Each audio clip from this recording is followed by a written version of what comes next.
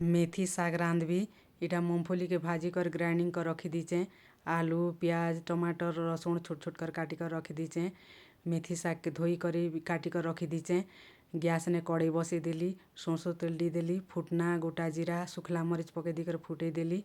इटा प्याज दी देवी टिके भाजी देवी रसुण पके देवी टिके भाजी देवी आलू पके देवी टमाटर पके दी टिके भाजी देवी आर सब मसला गुण पके देवी हल्दी जीरा गुण धनिया गुण लंका गुण गरम मसला सब पके देवी आर लूण टिके पके देवी मेथी साग के सब पके देवी भल कर घांटी देवी टिके सिझवा के छाड़ी देवी आर इटा से मूंगफली ग्राइंडिंग कर रखी थिबा सेटा के 3 चामच पके देवी भल कर घांटी देवी सिझवा के छाड़ी देवी टिके इटा घियो पके देवी रेडी ही गला मोर मेथी साग।